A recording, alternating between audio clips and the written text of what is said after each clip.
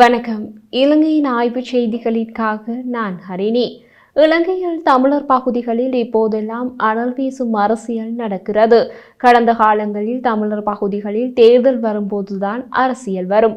தேர்தல் முடிந்துவிட்டால் அரசியல்வாதிகள் மக்களை மறந்து விடுவார்கள், மக்கள் அரசியல்வாதிகளை மறந்து விடுவார்கள். நாடாளுமன்ற உறுப்பினரை ஏதாவது விழாக்களில் பார்க்கலாம் அல்லது நல்லூர் திருவிழாவில் பார்க்கலாம். ஆனால் இப்போது அப்படியல்ல. வைத்தியராக இருந்த ராமநாதன் அர்ஜுனா நாடாளுமன்ற உறுப்பினராக தேர்ந்தெடுக்கப்பட்ட பின் தமிழ் பகுதிகளில் பரபரப்பு அரசியல் செய்கிறார். அப்போது மற்ற அரசியல்வாதிகள் சும்மா இருக்க முடியுமா? அவர்களும் ஏதாவது செய்ய வேண்டியுள்ளது. இந்த விளையாட்டில் இறங்கி ஆட முடியாத பல நரைத்த அரசியல்வாதிகள் பேசாமல் ஒதுங்கி ஓய்வெடுக்க தொடங்கிவிட்டார்கள். கத்தரி தோட்டத்து வெருளி, கோமாளி என்ற வார்த்தை பிரயோகங்கள் எல்லாம் சகஜமாக வந்து விழுகின்றன. தவிர உட்கட்சி மோதல்கள் வீதிக்கும் நீதிமன்றத்திற்கும் வருகின்றன. தேர்தல்களில் தோல்வி பயத்தில் கூட்டணி முயற்சிகளும் நடக்கின்றன. கடந்த நாடாளுமன்ற தேர்தலில் ஜனாதிபதி அனுரவின் தேசிய மக்கள் சக்திக்கு யாழ்ப்பாண தேர்தல் மாவட்டத்தில் மகா ஆச்சரியமாக பெரிய வெற்றி கிடைத்தது. 3 நாடாளுமன்ற உறுப்பினர்கள் தேர்ந்தெடுக்கப்பட்டார்கள். அவர்களும் ஆளும் கட்சியின் நாடாளுமன்ற உறுப்பினர்கள் என்ற விதத்தில் யாழ்ப்பாண தேர்தல் மாவட்டத்தில் பல வேலை திட்டங்களை செய்திருக்க முடியும்.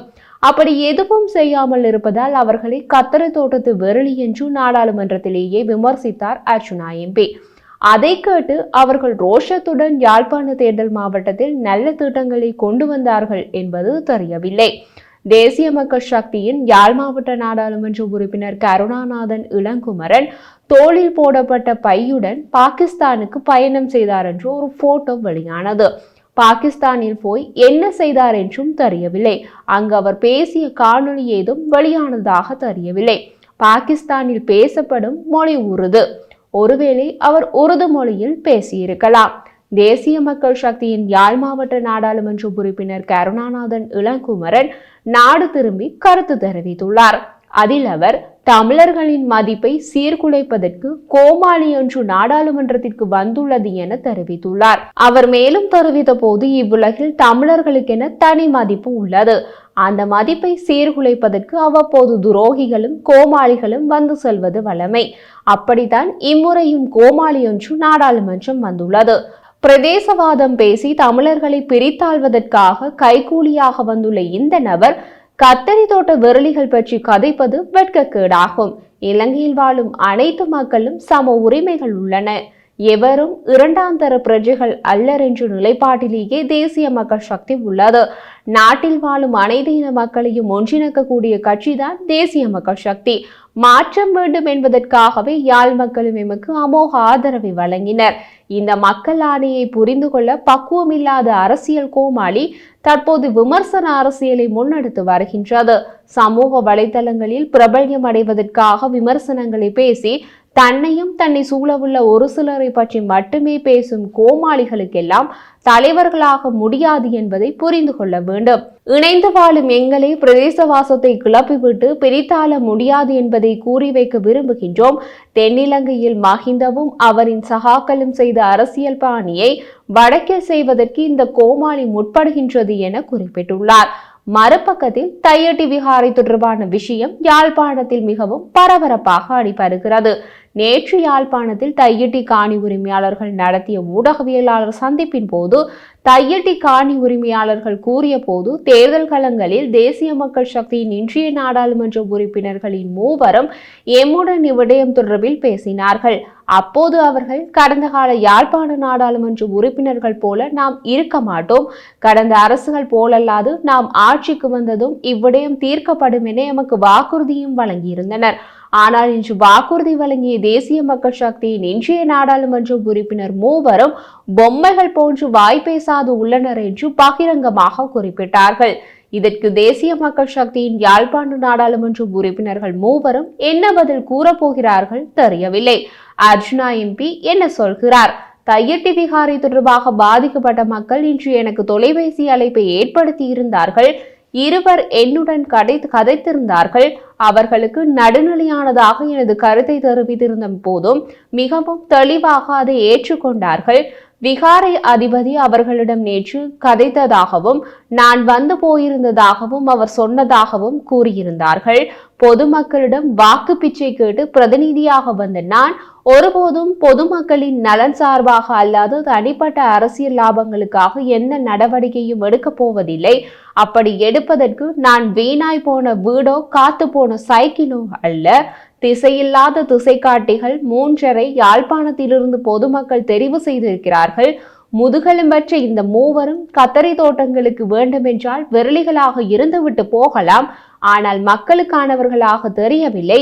உண்மையாகவே அந்த 15 குடும்பங்களிலும் அக்கறை உள்ள அரசியல்வாதிகளாக இருந்தால், உண்மையாகவே யாழ் மாவட்டத்திலும் தென்பகுதியிலும் வசிக்கும் மக்களின் நலன் கருதி வாழும் ஒரு அரசியல்வாதியாக இருந்தால், திசைக்காட்டியின் 3 அரசியல்வாதிகளையும் சைக்கிளையும் வீட்டையும் வர சொல்லுங்கள்.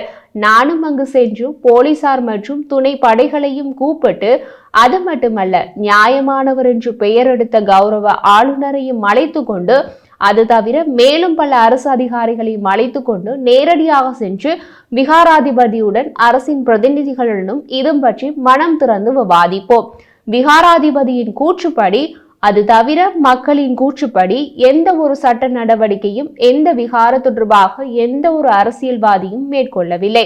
இதுவரைக்கும் போலீசாரிடம் கூட தங்களுடைய காணியை அத்துமீறி விகாரையை கட்டியிருக்கிறார்கள் என்று ஒரு வழக்கை கூட பதிவு செய்யவில்லை. பாதைகளில் நின்று கத்தும் அரசியல்வாதிகள் இன்று வரை எந்த ஒரு சட்ட நடவடிக்கையும் எடுக்கவில்லை. மாறாக வழியில் நின்று கூவிவிட்டு வீடு சென்றிருக்கிறார்கள். அவர்கள் வீடு கொழும்பில் இருக்கிறது. இந்த விகாரை பிரச்சனையை நீதிமன்றத்திற்கு கொண்டு செல்வதற்கு சம்பந்தப்பட்ட காணி உரிமையாளர்கள் கூட விரும்பவில்லை என்பதுதான் உண்மை. மாறாக இந்த பிரச்சனை அரசியல்வாதிகளுக்கு ஒரு பொப்கோனாகவே மாறியிருக்கிறது. இதனை வைத்து அரசியல் செய்து மக்களிடையே இணைமத வேறுபாடுகளை செய்வதற்கு முயன்று கொண்டிருக்கிறார்கள். அனுர் அரசு தமிழ் மக்களுக்கு நல்லவற்றை செய்யும் என்று சொல்லி 3 எம்பிமார்களை நாங்கள் கொடுத்திருக்கிறோம். ஆனால் அவர்கள் பாகிஸ்தானுக்கு பாடசாலை பைகளுடன் பயணம் செய்து கொண்டிருக்கிறார்கள். நியாயமானவற்றை நியாயமானவன் என்ற அடிப்படையில் கதைக்கும் போது நான் மக்களின் விரோதியாகவே சித்தரிக்கப்படுகிறேன். தையட்டி விகாரையில் ஒளிந்திருக்கும் உண்மைகள் இவை மாத்திரமே என்கிறார் அர்ச்சுனா எம்பி. மற்றொரு பக்கத்தில் வேறொரு குற்றச்சாட்டு. ஈழமக்கள் ஜனநாயக கட்சியின் பட்டிருப்பு தொகுதி அமைப்பாளர் கிருஷ்ணபிள்ளை வதனகுமார் அது பற்றி கூறிய போது, முன்னாள் ஜனாதிபதி ரணில் விக்ரமசிங்கவின் ஆட்சியின் போது நாடாளுமன்ற உறுப்பினர் சாணக்கியனுக்கு ஒதுக்கப்பட்ட 400 மில்லியன் ரூபாவில் இல்லாத விளையாட்டு மைதானம் ஒன்றுக்கு 50 லட்சம் ரூபாய் பணம் ஒதுக்கப்பட்டுள்ளதாக குற்றம் சுமத்துகிறார். அவர் மேலும் தெரிவித்த போது, குறித்த மைதானத்தின் பெயரில் 2 தடவைகள் நிதி ஒதுக்கப்பட்டு பாரிய மோசடி இடம்பெற்றுள்ளதாக கூறப்படுகிறது. இது தொடர்பாக சிஐடியிடம் முறைப்பாடு செய்ய நடவடிக்கை எடுக்கப்பட்டுள்ளதாக தெரிவித்துள்ளார்கள். இது தொடர்பில் கருத்து தெரிவித்த அவர், தகவல் அறியும் சட்டம் ஊடாக நாம் பெற்ற தகவலின்படி முன்னாள் ஜனாதிபதி ரணில் விக்ரமசிங்க நாடாளுமன்ற உறுப்பினர் சாணக்கியனுக்கு ஒதுக்கப்பட்ட 400 மில்லியன் ரூபாவில் பல மோசடிகள் இடம்பெற்றுள்ளன. களுவாஞ்சிக்குடி எருவில் கிழக்கு மைதானம் ஒன்றிற்கு 50 லட்சம் ரூபாய் ஒதுக்கப்பட்டுள்ளது என தகவலை பெற்றோம்.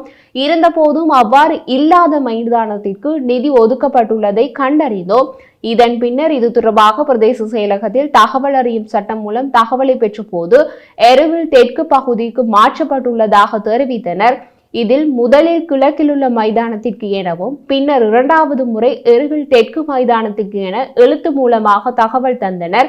இவ்வாறு முன்னுக்கு பின் முரணான தகவல் தரப்பட்டுள்ளது.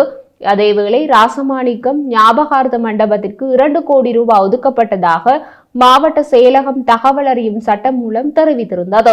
அது தொடர்பான மேலதிக தகவலை கேட்டிருந்த போது பிரதேச செயலாளர் அந்த நிதி நிறுத்தப்பட்டுள்ளதாக உறுதிப்படுத்தினார் என குறிப்பிட்டுள்ளார். அடுத்து என்னென்ன விஷயங்கள் வெளிவரப் போகின்றனவோ தெரியவில்லை.